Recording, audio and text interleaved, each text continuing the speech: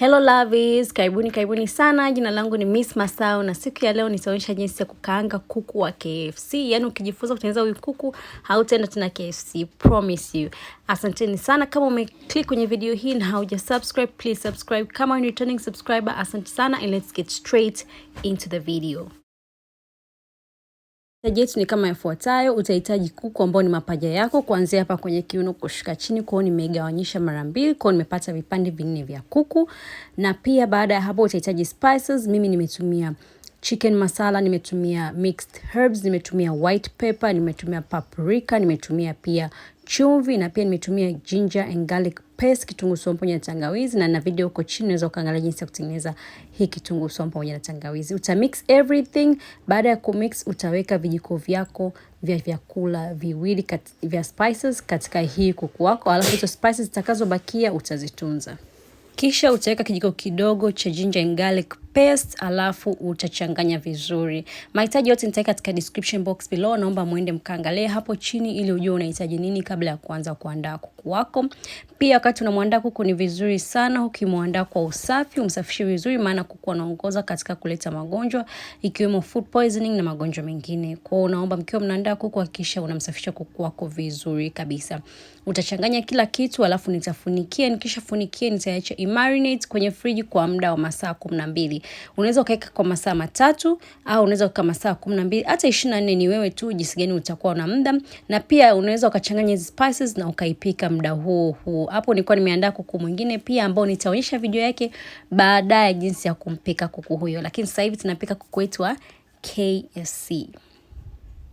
Baada sasa ya masaa 12 utachukua vyombo vyako viwili utaviweka pembeni, alafu utachukua unga wa ngano utaweka katika bakuli, mabakuli yote. Bakuli moja utaweka unga wa ngano kidogo, alafu utachukua zile spices zetu zilizokuwa zimebakia utamimina huku nusu na huku nusu. Alafu utachukua maji utaweka kidogo kwenye ile bakuli ambao umeweka unga kidogo. Utakoroga ili kutengeneza uji kama mimi nitakavyokuwa ninafanya hapo.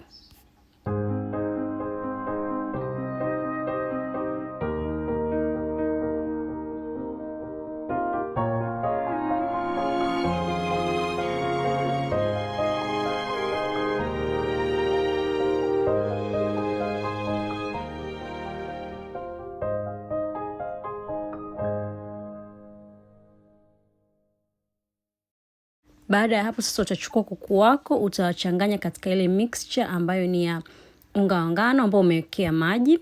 Ile rojo utachanganya vizuri kuku wako huku wakishapata kabisa ile rojo vizuri, ukiwa coated vizuri kabisa na hiyo mixture yako. Utawachukua utaweka katika huo unga ambao umechanganya mixture pamoja na spices. Kwa ukishaweka tena huko sasa utahakikisha kwamba umecoat vizuri kabisa na huo unga kila mahali, alafu utaenda kwenye kukaanga.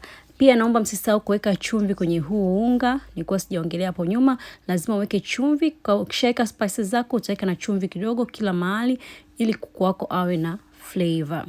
Kwa kama mnavyoona hapo nitaweka kuku wangu alafu nitawacoat vizuri na huu unga wa ngano ambao una spices, alafu tutaenda kwenye kufry.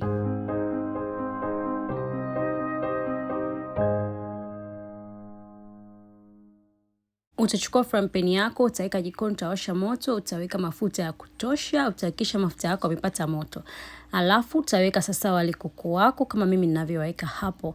Na ukishaweka kuku wako utapunguza moto ili hao kuku wasije wakaungua, kwa sababu jua kwamba tumewekea na unga wa ngano. Moto ukiwa mkali wataungua na wenyewe hawataiva kwa ndani. Kwa hiyo tutapunguza moto uwe medium to low. Alafu tutakaanga kuku wetu kwa muda wa dakika kama 10. Na baada ya hapo kuku wako watakuwa tayari. Kwa ukishaanza kubrown upande mmoja utaflip upande mwingine wa brown vizuri, waive vizuri, then after 10 minutes kuku wako watakuwa wako tayari.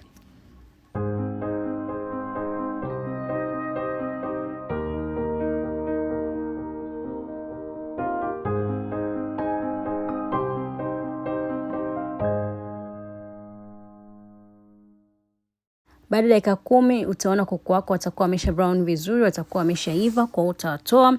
Ukiwatoa hakikisha unaweka katika sehemu ambayo watachuja mafuta yote vizuri kabisa. Na baada hapo kuku wako watakuwa tayari kwa ajili ya kuliwa. Kuku unaweza ukalia na ndizi mzuzu, unaweza ukalia na wali, unaweza ukalia na chips. Kwa kweli hawa kuku ni watamu ni watamu sana. Mimi kuku wangu niliwala pamoja na salad hiyo hapo, na nimewafundisha jinsi ya kutengeneza hii salad. Kama hujaona video yake, ninaomba please uende ukaklik kwenye video hapo chini, na hii ni video ya pili au ya tatu kutoka kabla ya hii hapa, uangalie jinsi ya kutengeneza salad yako ya maembe pamoja na red cabbage.